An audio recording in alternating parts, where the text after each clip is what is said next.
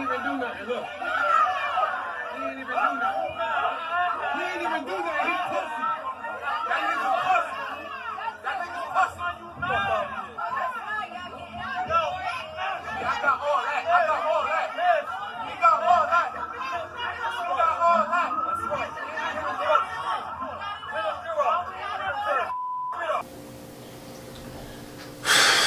Man, that stuff is tough to watch, but it's even tougher to live through. We all know the story. Law enforcement interacts with people of color, and after a few seemingly normal questions, one of us ends up hurt or dead. And the problem is that nobody's being held accountable for it.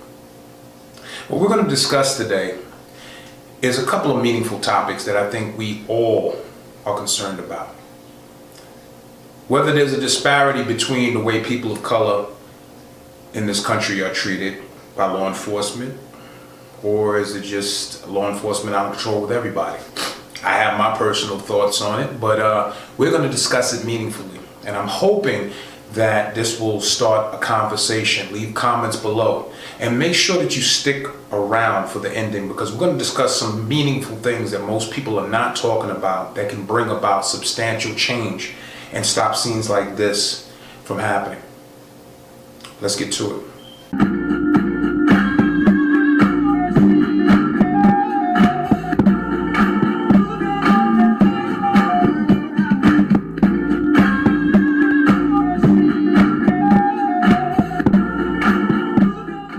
This weekend here in New York, while quarantining and sheltering in place, we had a situation that happened in Manhattan where law enforcement ran across people of color who were not adequately sheltering in place according to the letter of the law. And as a result, the news clip that we just watched is a photo documentary of what actually ensued. The young man was brought to the ground and pinned down by several officers. And then when a New York City Housing Authority groundskeeper stepped up and said, "What are you doing?" and said, "Get off the young man," not only was he threatened with a taser, but he was actually assaulted himself by law enforcement. Now, this is not something new to us, all right? This is not something new to people of color. This is not something that we are not used to. This is something that, regardless of monetary bracket, tax bracket, that if you're a person of color, that at some point you've experienced.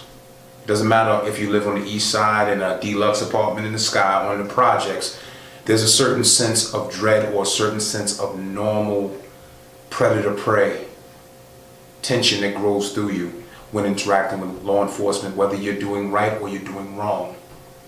Because there's a disparity. Why is there a disparity? Notice what I said. For those of you outside of New York who are not aware of this incident, credit to NBC News here in New York for the clip that we use in courtesy of them, was taken just this past weekend because of social distancing rules. But let's take a look at just what happened a week or so before with people who were not considered of color. Had an outing of a far greater number. And let's see how law enforcement interacts with them. Let's take a look.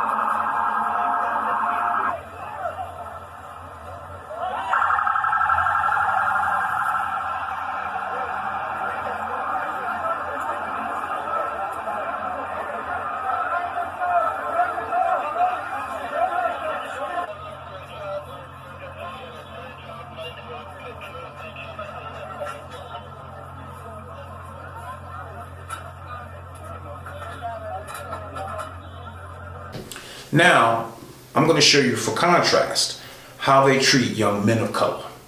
The video that's coming up now is courtesy of Eyewitness News. What we're going to do is we're going to show this young man who it was taken 2 months ago here in Brooklyn of how they stopped him to question him about something that happened in the neighborhood that came out later he had no affiliation with. And he was in a prone position, wasn't resisting, wasn't running. Matter of fact, I'm going to do one even better, just for the hell of it. I'm going to show a couple more clips from around the country, in Ohio, and in Chicago. Very recent clips of people of color being treated this way, and how it's hard for us as men and women of color to not feel some kind of way when we interact with people. You'll find that all of these people never committed a crime. These clips come courtesy of ABC News, Chicago. These clips come courtesy of the Associated Press and Eyewitness News here in New York. Let's take a look. I'm recording, I'm watching. Yo, bro, stay still. Oh, bro. Yesterday afternoon in the 6-9, we had a shot spotter alert indicating shots fired. Several blocks away from that, I believe two. You can tell it's preliminary because I'm not positive. Two officers, I think, encountered two males in a park. As they approach them, they believe they're smoking marijuana. As they go to interact with them, again, they just had these shots fired in the area. The two males immediately take off running in different directions. I did not commit a crime. I did not commit a crime. I did not commit any crime. I did not commit any crime. I did not commit any crime. I did not commit any crime. I did not commit any crime.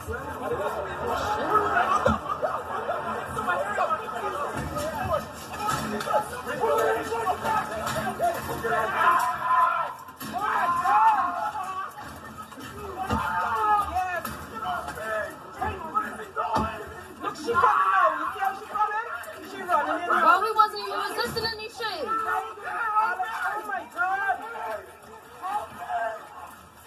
Just so you see what when you guys are. You're dead? Oh my God! Look at this one! Why would they do that? I never want to do that. I never want to stop it again.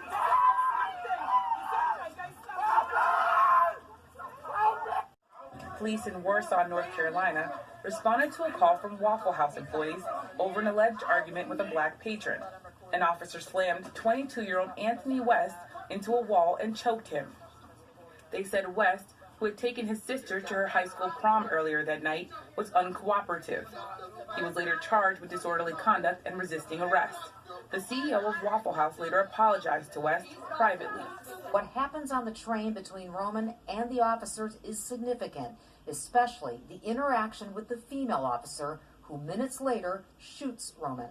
You can see that Ariel is totally cooperative, is not aggressive, not abrasive. The officers told Roman to get off the train because he was violating a city ordinance by walking from train car to train car. Once on the platform, a struggle between all three began. This is where cell phone video captures the officers trying to hold Roman down and arrest him as he resisted. The female officer tased him before firing her gun at Roman. I didn't see any reason to take him into custody. I didn't see any reason to detain him. There was never any conversation about issuing him any type of citation.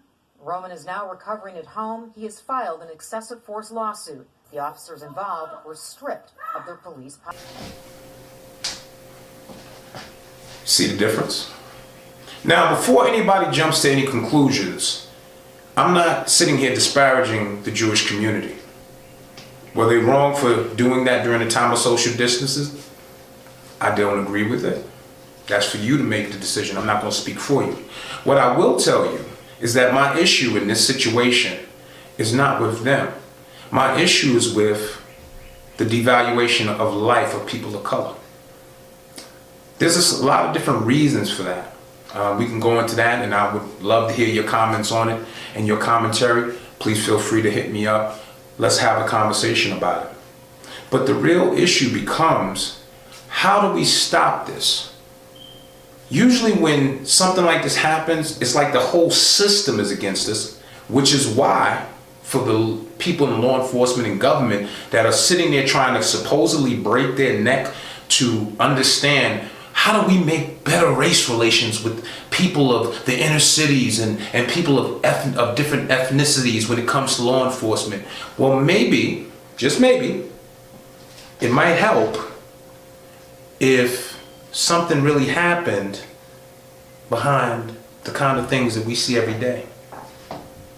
Instead of you being an apologist, instead of the police benevolent associations and the media sitting here after we've lost someone of color, of our community, who was usually unarmed or for some small minor offense, and you try to justify it by saying they had a history of totally unrelated crimes or behaviors, that you try to somehow justify why you took this person's life. Because as I said before, it doesn't matter if you make $150,000 a year, $10 million a year. If you're a person of color and you come into contact with law enforcement, especially unknown law enforcement, there's a certain sense of dread. There's a certain glass ceiling that we understand that people who don't look like us don't have to deal with. This is our reality.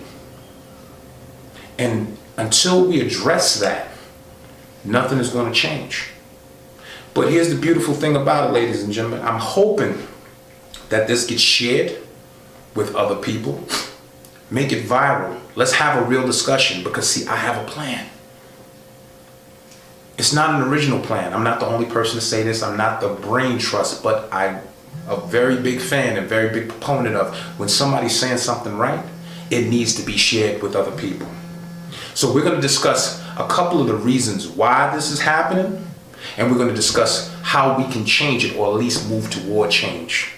You in government, if you want to make a meaningful move into the inner city communities and people of color as far as trust, because we're trusting you with our lives. We're being killed by the same people who our tax dollars are paying. Pay attention to this. For those of us out there who go day to day and we understand the dread we feel when unjustifiably or justifiably we come into contact with law enforcement, and we wonder if this is going to be the last time we see the street or we even see our families, this is how you make a change. Let's get to it.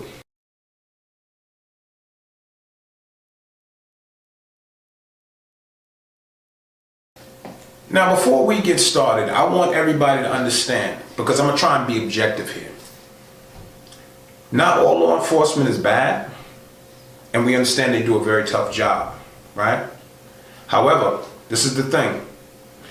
If you are silent about people who are the violators of our rights, who come in and take that job every day, pleased that they can come into our communities and hurt us and try and do certain things to demoralize us, dehumanize us, incarcerate us unfairly, and you say nothing, you know about these people, you're just as bad as they are. You can't say blue lives matter when the actions of somebody who wears the same badge as you conducts himself in a way that puts you in danger. But we have to have a meaningful dialogue about what needs to change. The first thing is, all this posturing by people in our community, that's the first thing. Walking out, blocking traffic, screaming no justice, no peace, they don't care nothing about that. All you are is being demonstrative, and I understand that many people feel that pain, that frustration, that anger when you see video of people being abused and murdered, because that's what it is. It's not lawful killing, it's murder, right? And you want to do something. Understand that they are going after the police for what's actually happening is like going after a dog in somebody's yard for trying to bite you. Dog don't understand what it's doing. It's just doing its instinct. It's doing its job. It's being vicious, being whatever. It cannot conceptualize your point. You have to go after the owner. The owner is the lawmakers and the government. So if you want to rally meaningfully. Take it to the people who can make change. Because never get it mistaken in any way, shape, form, or fashion that if what happened to Eric Garner, Mike Brown, Sandra Bland, and so many others would have happened to a senator's daughter or a senator's son or a senator himself, the next day the laws would change. Don't mistake that. Understand where the power lies, and let's take it to their doorstep.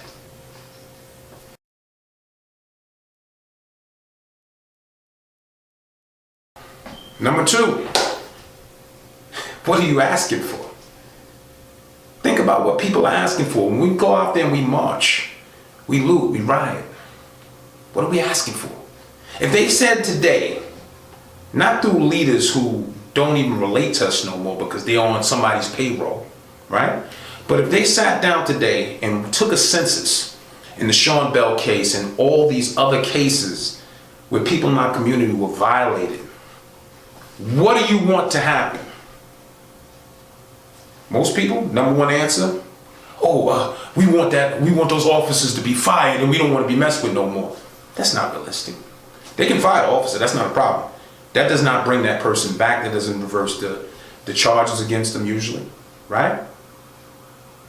We need systematic change and we need to be coherent about what we ask for. We can't just come and keep, I don't know, but I'm just angry. If you're not coherent, nobody's going to listen to you. Keep that in mind, which leads me to my next point.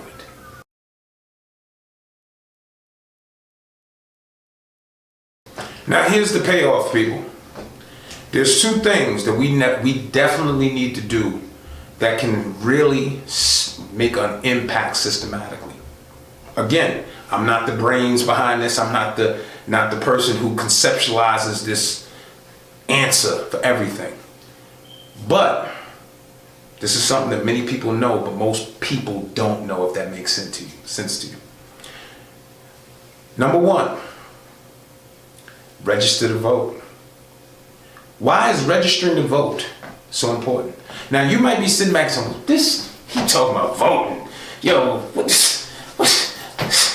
okay, let me calm you down, because a lot of us don't know this, and I'm not going to sit here and look down my nose at what you do not know. My job is to educate you.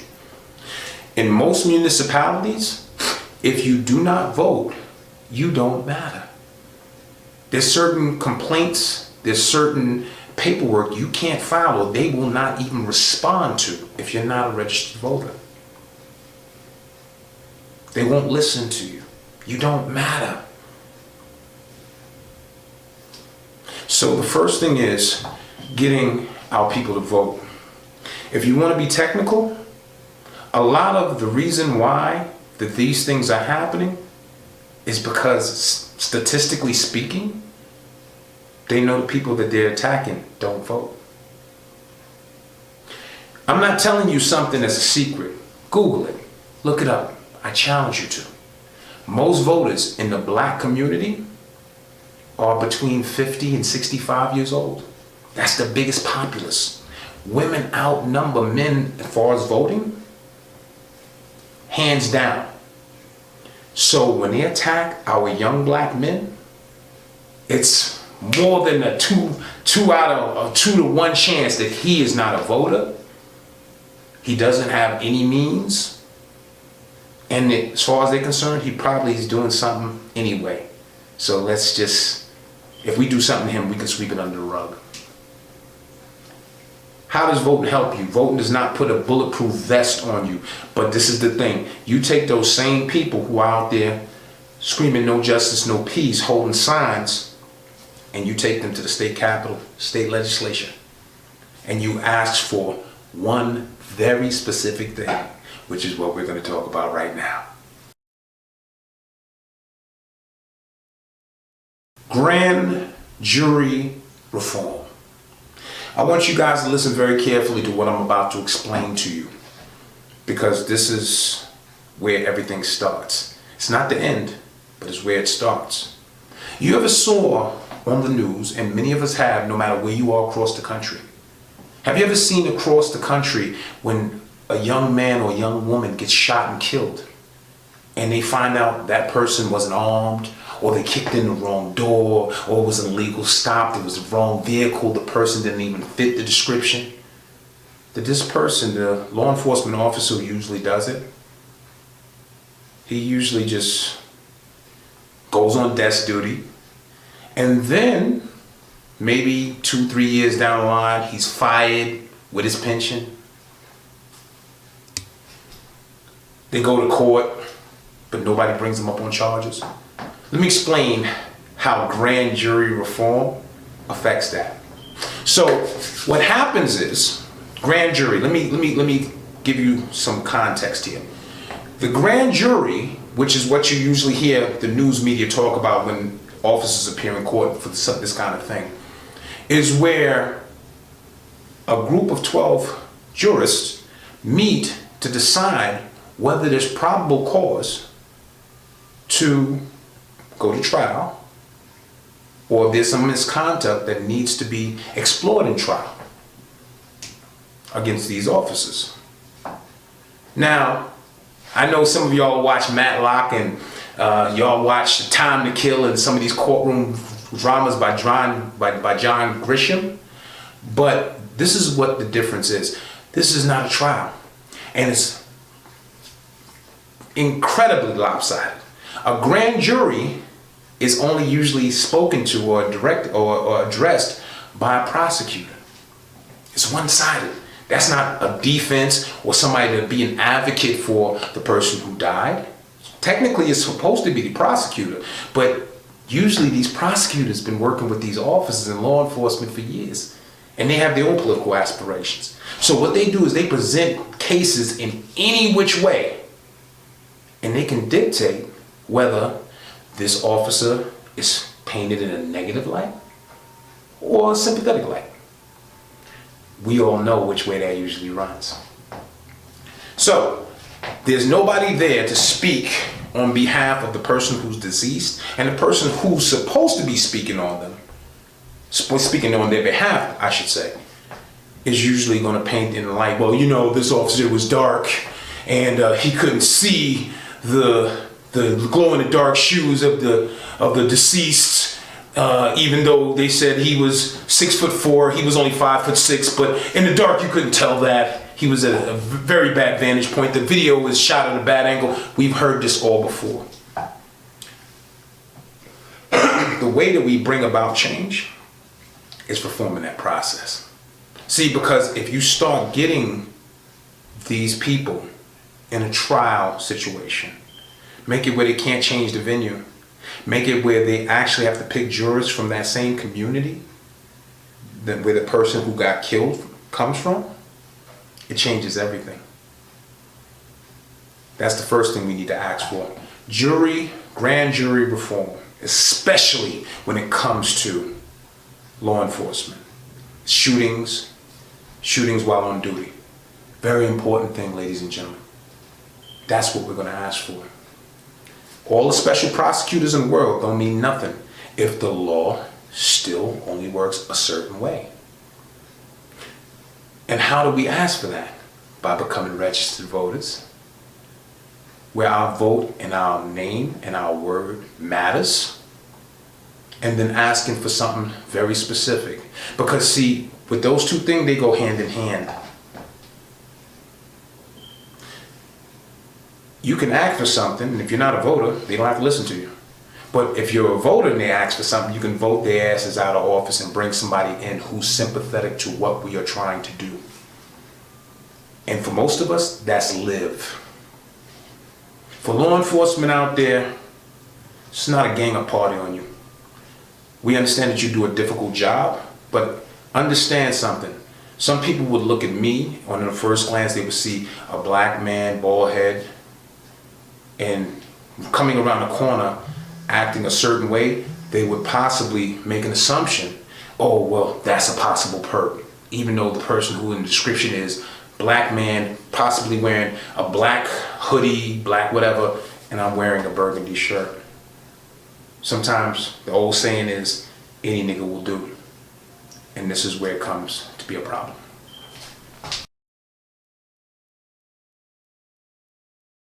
The third element, our economics.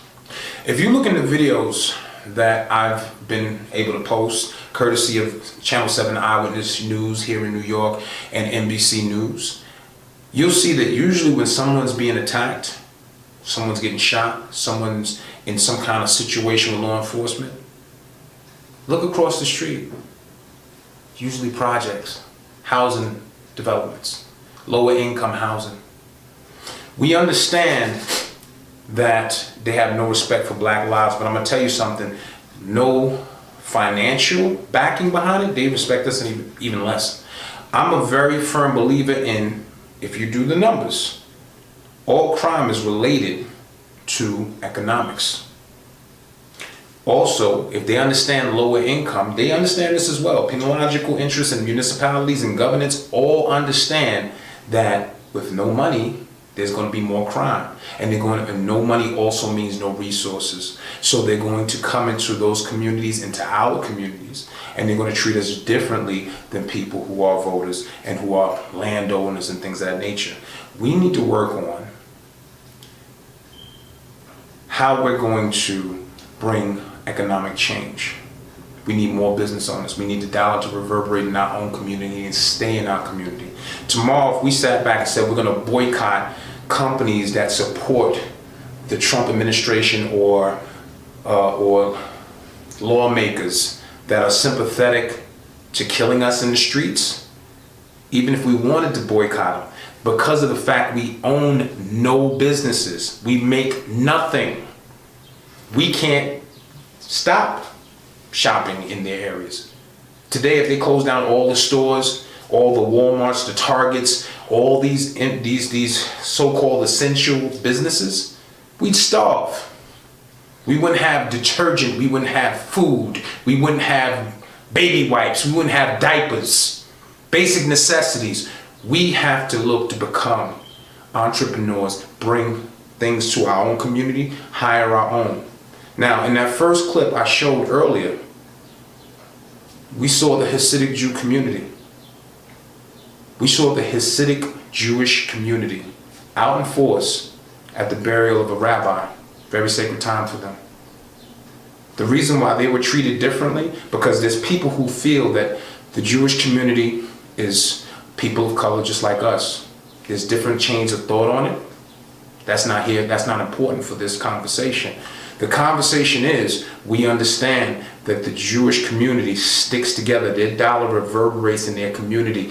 They buy property, they own things, they make an impact economically, and as a result, they will be treated differently than people of color in other communities who do not have those resources. And I respect the hell out of them for doing that. We, as people of color, black, Hispanic, every other non-white, not to sit here and make it an issue of, oh, he's racist for saying that. No, they don't understand the problem that we have. So even though I don't have a problem with them, this is not addressed to them. We need to do the same. Our dollar needs to reverberate in our community. As it stands now, we have a reverberation rate of about 0.1%, which means that every time a black dollar is brought home from a paycheck, from some kind of contract, whatever it is we were doing, it leaves pretty much before it even gets cashed in our accounts. The Jewish community, the Asian community, it's not the same situation. They'll go and patronize their own. They'll go and spend money with their own. They will keep that money in that community. And as a result, people understand, governments understand, entrepreneurial businesses, commodities, all these institutions understand that if you're going to do business with people of the Hasidic Jewish community, or just Orthodox, unorthodox Jewish community, or with the Asian community, you gotta treat them better. Gotta treat them right. Because they'll take their dollar out and your economy will collapse. The legal system will collapse. The film industry, the entertainment industry, the sports industry will collapse if you don't treat those communities right. And here we are, the backbone of it, culturally, of this country, and they don't give a damn about killing us in the street. That's only because of the way we think. If we start formulating businesses, if we start putting and making sure that institutions are in place for our dollar to stay in our communities, this will change. I'm hoping that these three things are something that people will start taking seriously, and I'm hoping that this message gets shared as much as possible to as many people as possible. Because we need to make a change, and it's not going to come from any other savior. No help is coming, ladies and gentlemen. If it's going to be done, it's going to be done by us. At that point, we will be on even keel with everybody else out there, and then we can make meaningful partnerships with other nationalities. But until we do this, we're always going to be looking for a handout in the form of a job, in the form of a contract, in the form of some kind of monetary restitution. We got to make it happen ourselves, and then we can come to the table as equals. Let's have this conversation. As always, from my boss community, I hope that this message resonates with you. Please feel free to subscribe. I love to see your subscribers. Please feel free to leave comments. Let's have a discussion about this. And please hit that like button if this resonated with you. Share it with whoever needs to hear it. And as always in parting, it's not about a dollar. It does not make sense. And on this topic, never more so. Until I see you again, this is your boy Lascel, the M.B.A. I'm out. To be sure that you don't miss any content delivered every Monday, go down, hit that bell notification, hit that like button, and make sure that you subscribe. Available on mobile devices and desktops. This is your key to the boss community. And as always, don't forget, people, if it's not about a dollar, it doesn't make sense.